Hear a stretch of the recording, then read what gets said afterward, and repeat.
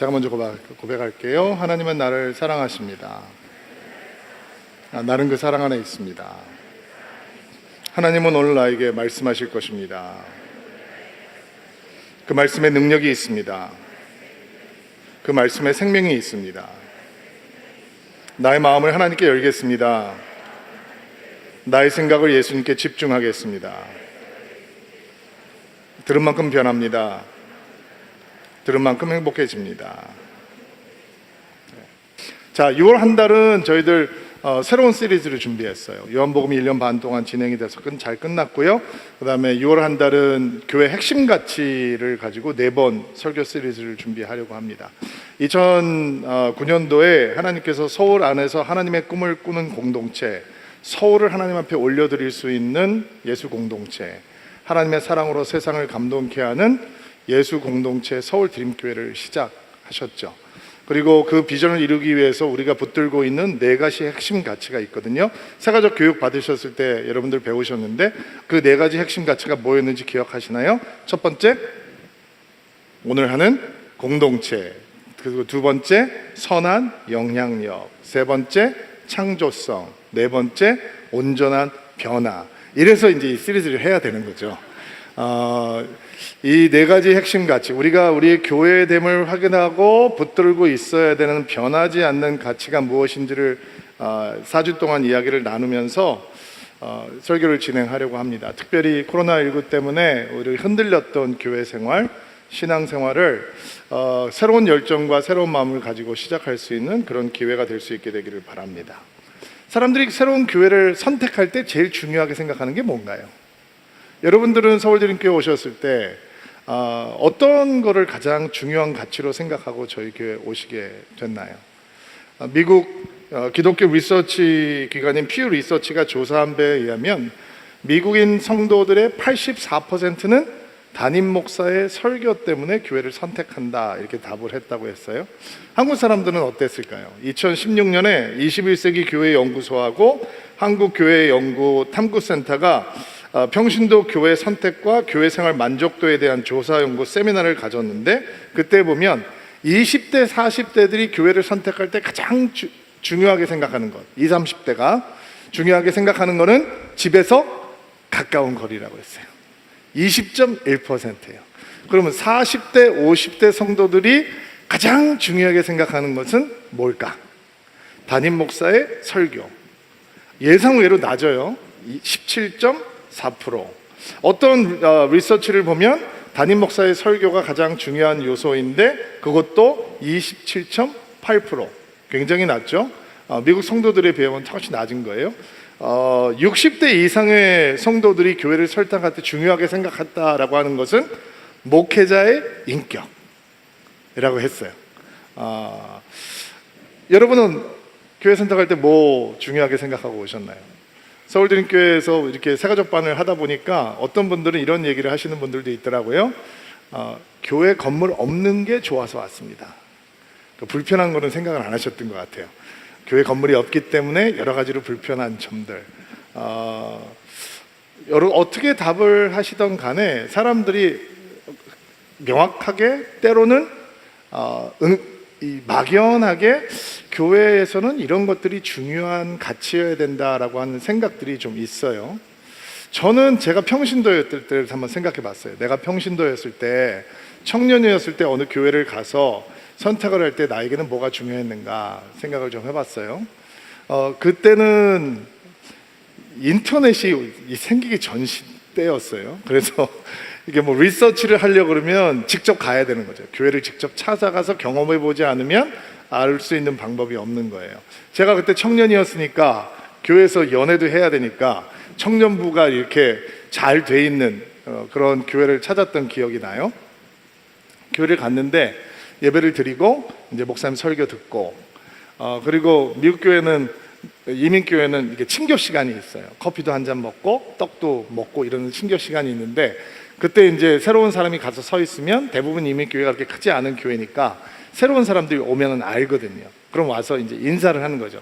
안녕하세요, 저희 교회 처음 오셨나 봐요. 이렇게 인사를 하면 그 시간이 굉장히 어색하지만 사실은 그 시간이 없으면 내가 그 교회 안으로 쑥 들어갈 수 있는 기회가 없는 거잖아요. 그러니까 교회가 끝나고 그 교회가 좋으면, 교회가 안 좋으면 빨리 주차장으로 가면 되는 거고, 그 교회가 좋으면 아주 어색하지만 그 친교실에 서서 커피 한 잔 붙들고 이제 누가 좀 다가와 주기를 이렇게 기다리는 거죠. 근데 제 기억으로는 누가 좀 와서 인사를 해주면 좋겠다라는 마음이 있는데 그렇게 안 해주는 교회가 훨씬 더 많았던 것 같아요.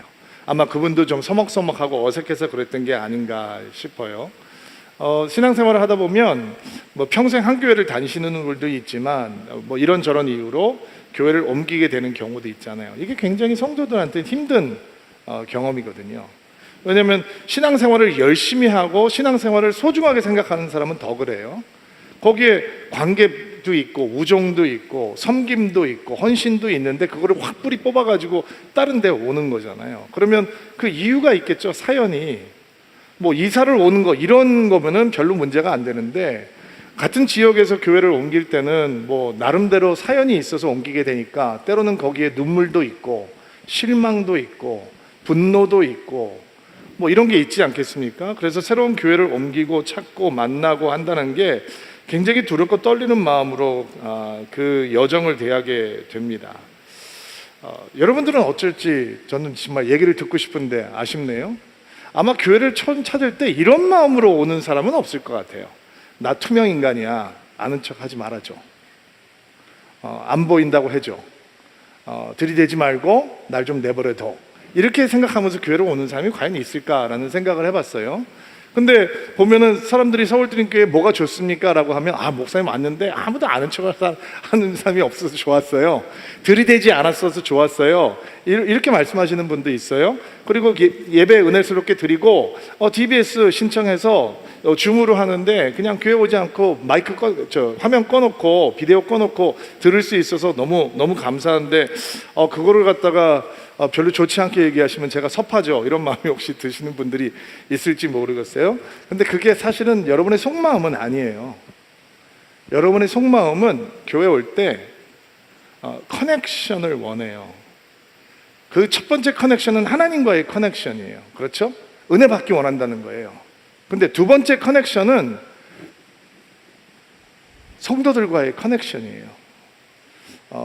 그 관계가 굉장히 부담스럽기도 하고 과거의 경험 때문에 그 공동체라고 하는 게 내 마음에 무거운 짐이 되기도 하지만, 교회를 찾았는데 나는 외롭고 싶다라고 하는 마음으로 찾아오는 사람은 없을 거예요. 그런데 교회라고 하는 것이 진짜 성도들에게 그 people connection, 사람과 사람과의 영적인 우정과 관계를 줄 수 있는 공동체를 선물하고 있는가? 성도들은 그것을 선물로 누리고 있는가? 이것에 대한 마음은 우리가 오늘 공동체라고 하는 핵심 가치를 나누면서 여러분들이 한번 여러분 스스로 살펴보셨으면 좋겠어요. 우리가 예수를 믿고 하나님의 자녀가 되죠. 하나님의 자녀가 되는 순간 예수님께서 우리에게 한 가지 자유를 박탈하세요. 어떤 자유인지 아세요? 혼자 살고 싶다라고 하는 자유예요. 우리는 하나님의 자녀로 거듭나잖아요. 가족이 생겼다는 거죠. 가족은 선택하는 게 아니고 주어지는 거예요. 하나님이 사랑이 많으신 분이고 사랑이 크신 분이라 하나님의 가족에는 별의별 사람들이 많이 있어요. 내가 가족을 선택한다면 내 입맛에 맞춰서 선택할 수 있어요. 근데 가족은 주어지는 거니까 내가 선택할 수 없으니까 거듭나서 하나님의 자녀가 되고 하나님의 가족이 됐는데 깜짝 놀래요. 이런 사람들도 다 있네. 근데 내가 그런 사람이라는 건 인정 안 해요. 저런 사람도 있네. 이런 생각이 든다는 거예요. 그리고 사람들이 교회 생활을 열심히 해보려고 한 발짝 더 들어왔다가 사람들 때문에 상처를 받고 깜짝 놀라면서 이런 얘기를 해요. 교회가 왜 이래? 마치 교회는 고장난 사람들이 오면 안 되는 것처럼 사람들이 오해하고 있는 거예요. 그런데 여러분 인정해야 합니다. 여러분도 고장난 사람이고 저도 고장난 사람이고 교회는 깨어진 사람들의 모임이에요. 그러니까 교회는 그럴 수 있는 거예요. 교회는 그렇게 실수할 수 있고 사람들은 그렇게 실수할 수 있는 게 바로 우리예요. 우리가 그런 사람이라는 것이죠. 그런데 사람들이 교회 안으로 들어왔다가 우리의 마음을 불편하게 하는 사람들을 만날 때 흥분하고 화내고 실망하고 좌절하고 마음을 닫아버려요. 그게 출발부터가 잘못된 거예요. 교회는 온전한 사람들의 모임이 아니라 아직 공사 중인 사람, 미완성의 사람들이 모임이기 때문에 그런 일이 있을 수 있다라고 생각을 하셔야 돼요. 그런데 예수님께서 부활하시고 승천하신 다음에 예수님께서 이 성도들에게 남겨주신 선물이 뭐예요? 병원이에요? 기업이에요? 정당이에요? 학교예요? 만약에 교육이 중요하다고 생각했다면 예수님께서는 교육을 주셨겠죠. 교육으로 세상이 바뀔 수 있을 거라고 생각했다면 학교를 세우셨을 거예요. 만약에 사람을 치유하고 회복하는 것이 세상을 변할 수 있는 동력이 될 수 있다면 예수님은 떠나신 자리에 큰 병원을 주셨을 거예요. 사상과 이념이 세상을 변할 수 있다고 생각했다면 예수님은 성도들에게 정당, 정치적인 집단을 주셨겠죠. 예수님께서는 근데 교회를 주셨거든요. 그러니까 예수님에게, 우리처럼 미완성인 사람들에게 교회는 예수님께서 남겨주신 선물이에요. 세상을 향한 소망이란 말이에요. 교회라고 하는 것이 얼마나 신비로운 것이냐면 멀리 떨어져 보면 정말 별 볼 일 없는 곳이에요.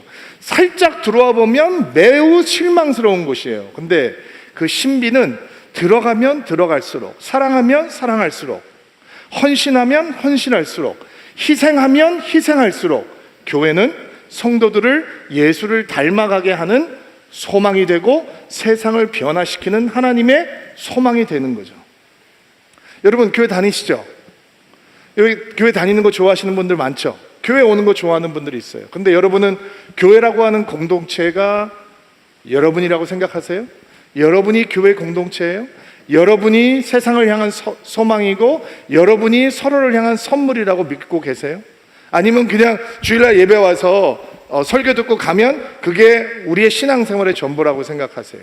사람들이 교회를 선택할 때 뭐가 제일 중요하냐 물어봤더니 담임 목사님의 설교다라고 얘기했어요. 그럼 설교만 들으면 교회가 되는 거예요? 설교만 들으면 우리가 세상을 향한 하나님의 선물이 될 수 있는 거예요? 소망이 될 수 있는 거예요? 그러면 잘 들으면 우리를 통해서 세상이 바뀌는 거예요?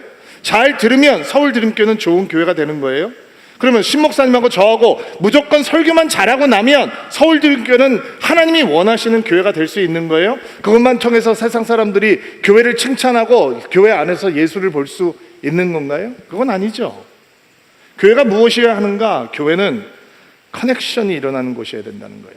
하나님과의 커넥션, 그리고 형제들과 자매들 사이에 커넥션이 일어나야 되는 것이라는 것이죠. 오늘 교회라고 하는 공동체가 붙들고 있어야 되는 이 핵심 가치가 무엇인지, 공동체라고 하는 핵심 가치 가운데 우리가 배워야 할 것이 무엇인지 4가지 정도로 한번 정리를 해보려고 하는데 말씀을 좀 찾아볼게요. 제일 먼저 에베소서 1장 23절 말씀 읽어볼까요? 시작. 교회는 그리스도의 몸이며 모든 것을 넘치도록 채우는 분이 계신 곳입니다. 개역 개정 성경을 보니까 교회는 그의 몸이니 만물 안에서 만물을 충만하게 하시는 이의 충만함이니라. 자, 교회가 깨어진 사람들을 향해서 선물이 되고 깨어진 세상을 향해서 소망이 되기 위해서는 어떤 공동체가 되어야 되느냐? 예수로 충만한 공동체가 되어야 되는 거예요. 아멘으로 받으세요. 우리가 세상을 변화시키는 하나님의 소망이요, 성도들의 신앙을 하나님께로 인도하는 선물이 되는 교회가 되기 위해서는 우리는 예수 한 분만으로 충만한, 만물을 충만하게 하시고 만물 가운데 충만하게 계시는 그 예수님으로 충만한 공동체가 되어야 한다는 것입니다. 여러분, 교회가 성도들에게 선물이 되지 못할 때는 사람으로 충만하기 때문입니다. 사람하고 관계가 충만하고 사람끼리 친한 것이 충만하고, 지금 당장은 그렇게 사람끼리 친하면 교회 생활 재밌게 할 수 있습니다. 그리고 은혜 받는 것처럼 착각을 하기도 합니다. 내가 꽤 헌신돼 있고 내가 지금 잘 성장하고 있구나, 사람들이 오해할 수도 있을 것입니다. 그러나 교회가 예수로 충만하지 못하면, 교회 공동체가 예수로 충만한 공동체가 되지 못하면 교회는 언젠가는 성도들에게 상처를 주는 곳이 됩니다. 교회가 사람만으로 충만하면, 사람 냄새로만 충만하면 지금 당장은 내가 굉장히 좋아하는 것처럼 느낄 수 있지만 시간이 흐르고 나면 그런 교회는 결국 성도들에게 큰 상처를 남기게 되는 것입니다. 그러나 교회가 모든 것을 넘치도록 채우시고 만물 안에서 만물을 충만하게 하시는 예수님을 충만하게 되면 성도들에게 신앙을 돌보는 영적 어머니가 되고 세상을 향한 하나님의 소망의 선물이 될 수 있는 것입니다. 여러분, 저희 교회에서 공동체를 누리기 위해서 셀이라고 하는 걸 하잖아요. 그렇죠? 셀에 가면 여러분의 삶을 나누잖아요. 성경 공부하는 곳이 아니니까 삶을 나누고 여러분의 삶의 현장들을 나누죠. 근데 어떤 경우 셀을 들어갔다 많은 사람들이 실망을 하는 이유가, 목사님 저는 가서 영적인 교제를 하기 위해서 들어갔는데 세상 얘기만 많이 합니다, 이런 얘기를 하시는 분들이 간혹 있어요. 조금 더 들어야 되는데 조금 더 듣지 못하는 거죠. 어떻게 삶을 나누면서 자기의 삶의 현장 얘기를 안 할 수 있겠어요? 그 얘기를 들어야 그 다음에 결론이 신앙적으로 흘러가겠죠. 그리고 셀을 하는 이유는 서로를 향해서 예수라고 하는 이 답을 끊임없이 격려하고 응원하는 자리가 돼야 되는 거죠. 근데 아마 그분의 이야기는 나는 예수라고 하는 답을 기대했는데 끊임없이 다른 헛된 이야기들만 오갔다라고 하는 것에 대한 아쉬움일 것 같아요. 그렇죠? 왜 아니겠어요? 그렇죠? 예수라고 점을 찍어야 될 때, 예수라고 마침표를 찍어야 될 때, 그렇지 못할 때 우리는 실망이 되겠죠.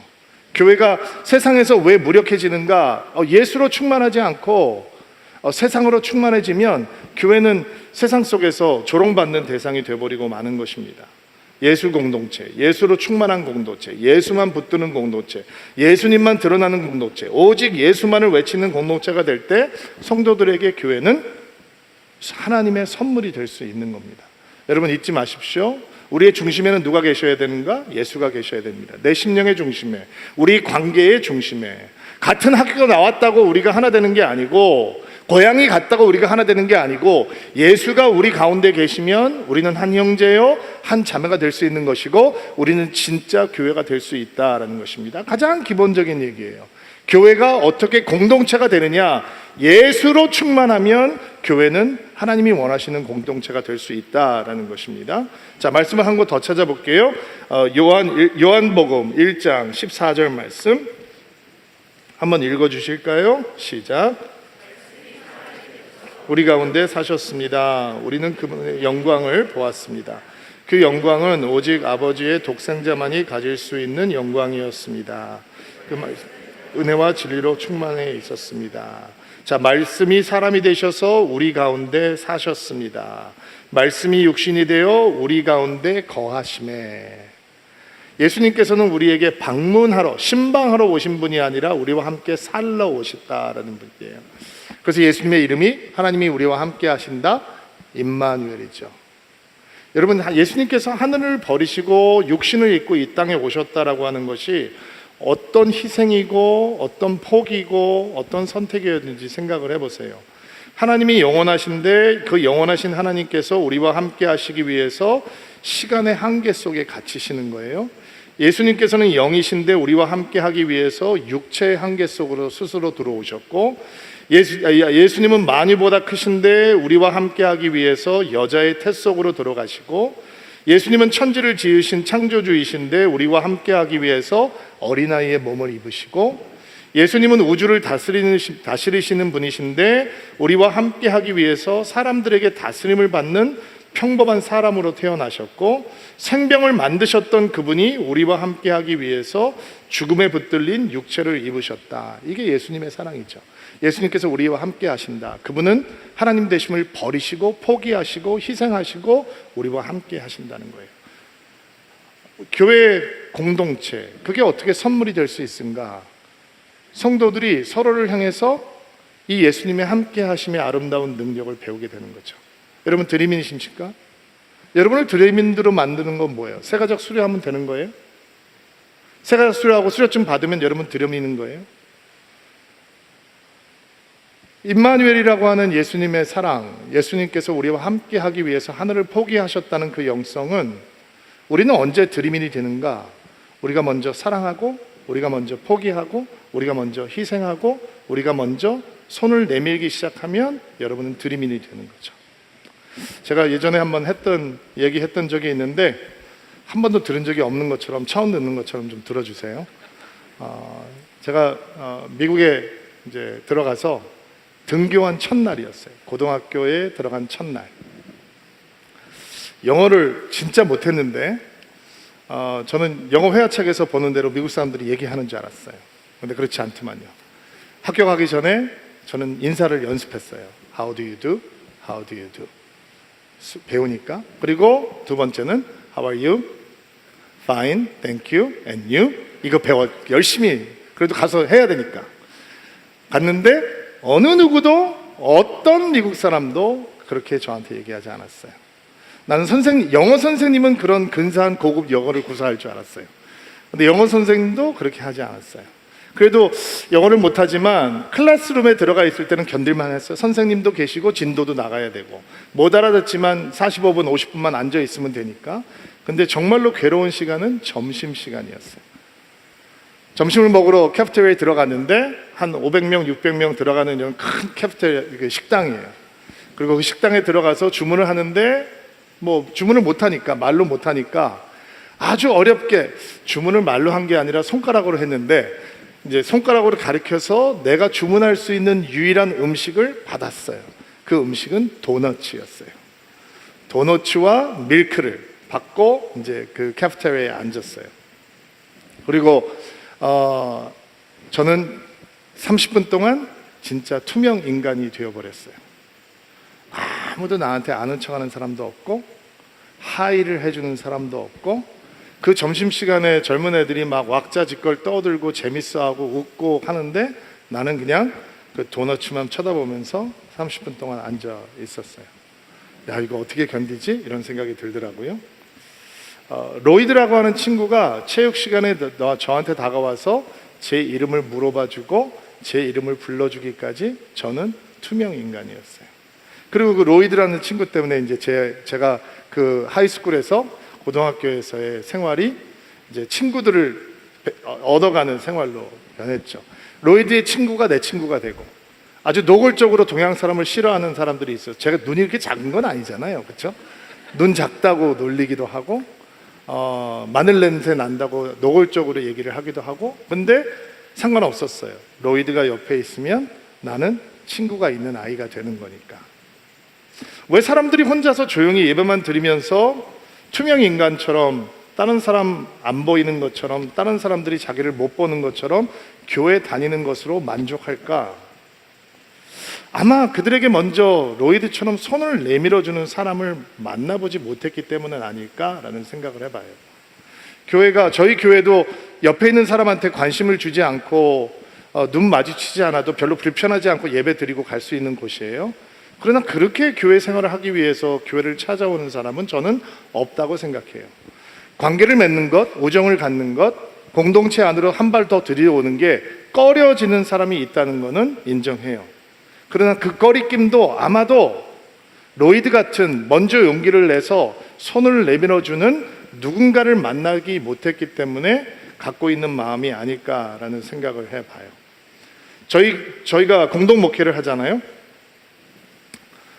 이 공동 목회가 저희들한테는 너무 쉽고 기쁨이고 또 보람이기도 한데 이 공동 목회 시작은요, 사실 신 목사님이 미국에서 한국에 들어온 목회를 배우기 위해서 들어왔던 한 젊은 목사에게 다가와서 여사 목사, 우리 동갑이지?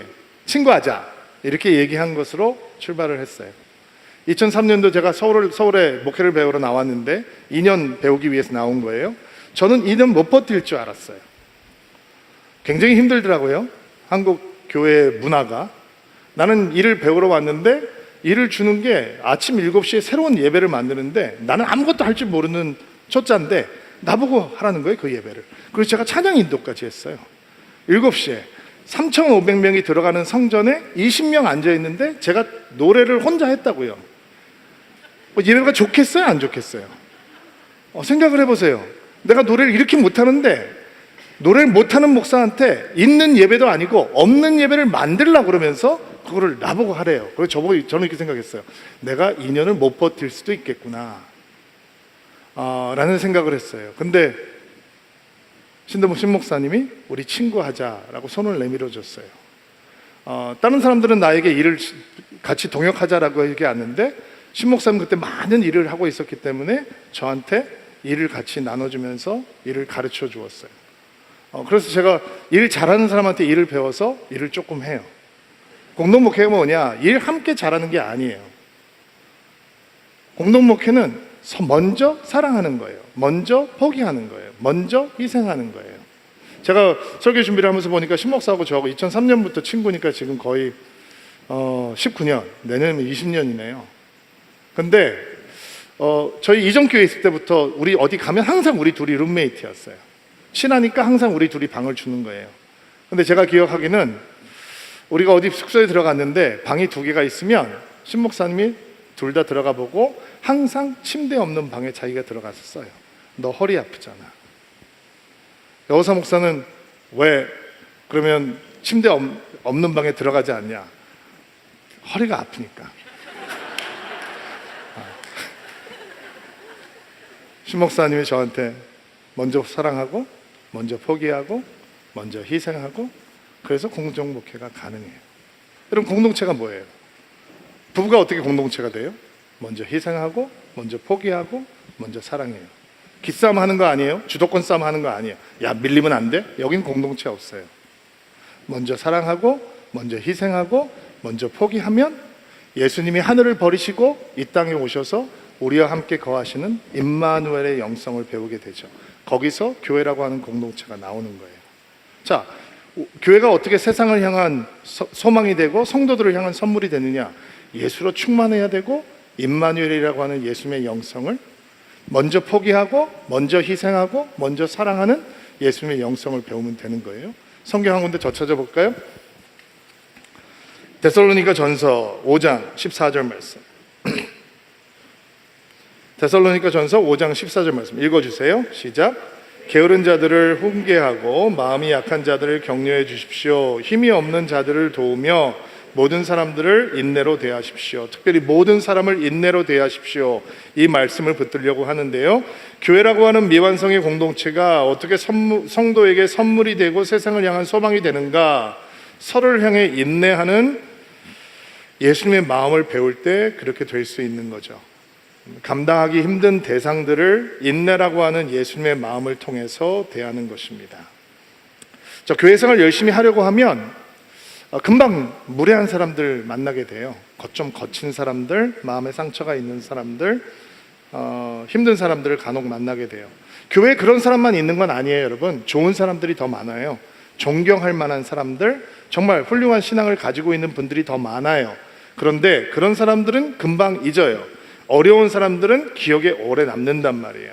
우리가 사랑받았던 기억보다 상처받은 기억을 더 세게 붙들고 있는 이유가 바로 그것 때문이에요. 그래서 좋은 사람들이 더 많은데 몇 안 되는 어려운 사람들을 만나면서 교회라고 하는 선물을 포기를 해버리는 거예요. 교회만 다니는 거예요. 공동체를 누리겠다라고 하는 마음을 포기해버리는 거죠.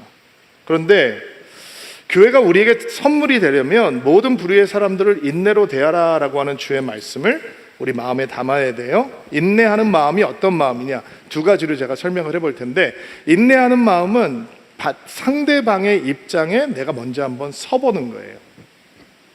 그러면 오래 참는 것을 배울 수 있어요. 제가 한남동에 사무실이 있을 때, 우리 교회가 한남동에 있을 때 일인데, 교회에서 기도 모임이 있었어요.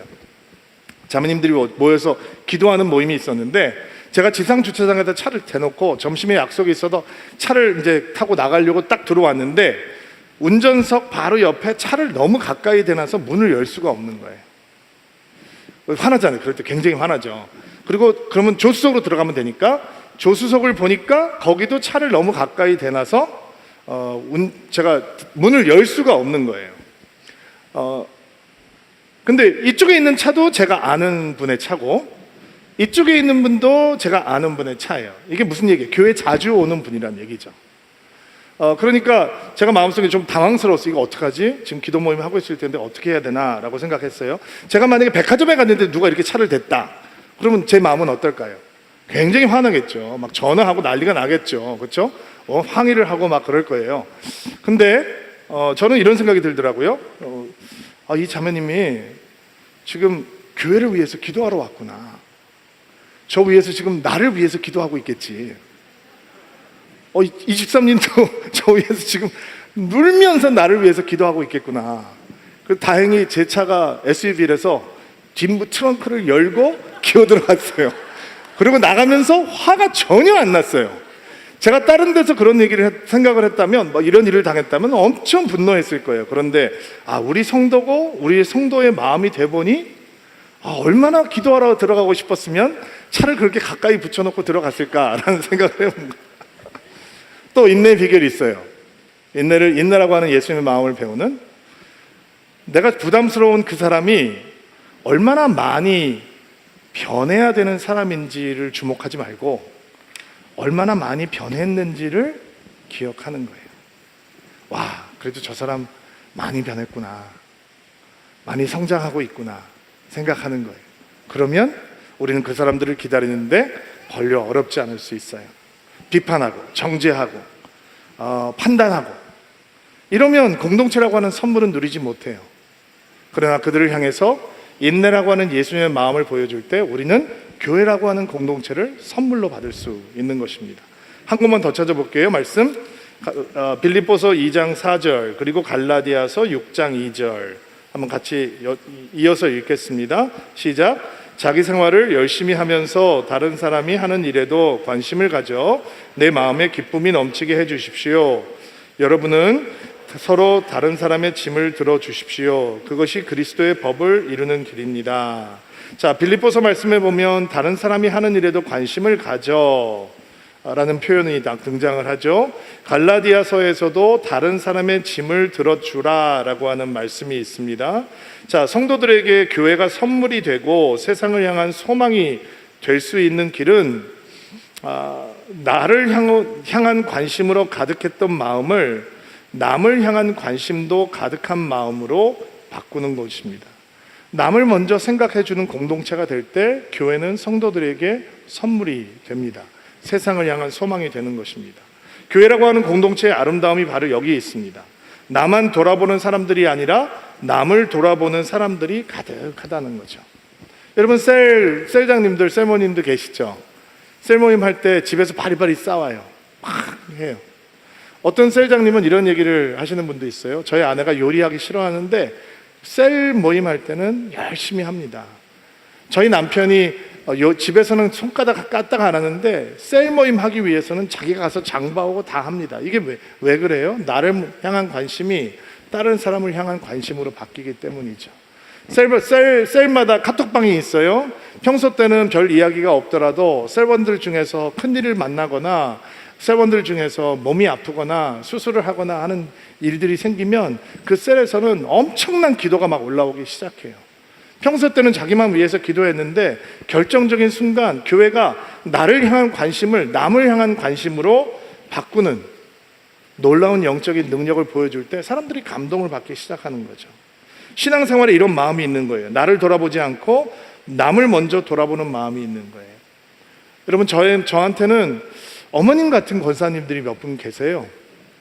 저를 정말 아들처럼 사랑해 주시는 권사님들이, 나이 드신 권사님들이 몇 분 계신데 한 번은 그 예배를 드리고 끝나고서 인사를 하는데 한 권사님이 저한테 그러시는 거예요. 목사님 요즘 건강이 어떠세요? 오래간동안 못 뵀는데 오래간만에 뵀는데 건강 괜찮으세요? 목 디스크는 힘들지 않으세요? 목 많이 아프시죠? 어떻게 빨리 나셔야 되는데 갑상선은 어떠세요? 약 드시고 계세요? 수치는 좋아졌어요? 그러면서 막 너무 안타깝게 제 걱정을 해주시는 거예요.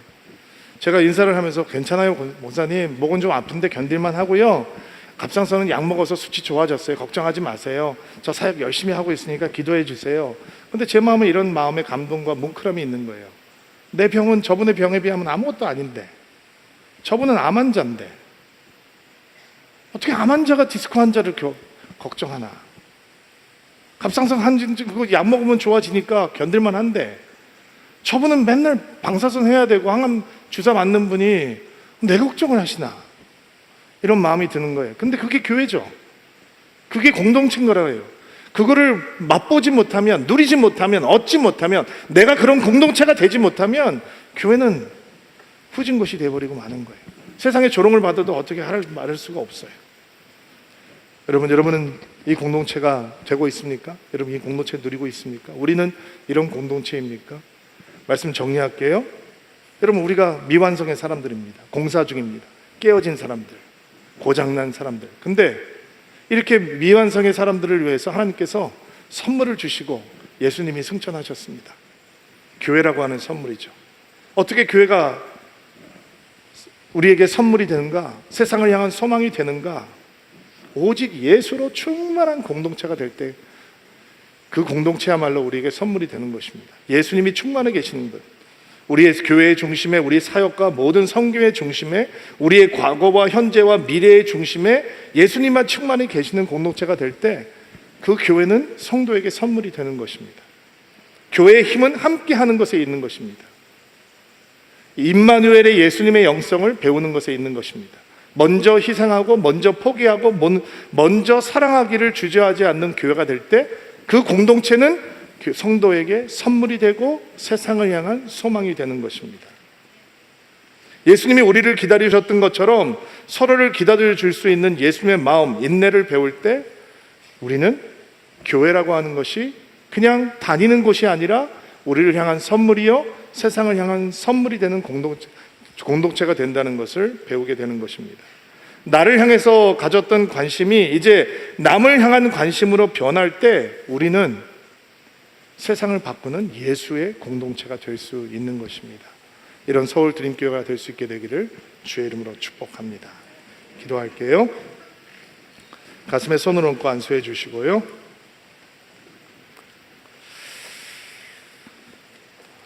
여러분을 축복하고 기도하겠습니다. 하나님, 오늘도 주의 말씀을 아멘으로 받고 주께서 우리를 부르시는 성찬의 자리로 나아갑니다. 진짜 교회가 되기를 원합니다. 교회가 그냥 조직이나 건물이 아니라 하나님께 부르심을 받은 하나님의 사람들인데 진정한 공동체가 되어서 서로에게 선물이 되는 교회가 되게 하시고 세상을 향한 소망이 되는 교회가 되게 하옵소서. 성찬의 자리에서 주님을 바라보기를 원합니다. 십자가의 능력, 예수 그리스도의 보혈의 능력을 맛보는 귀한 은혜의 자리가 되게 하옵소서. 예수님의 이름으로 기도하옵나이다.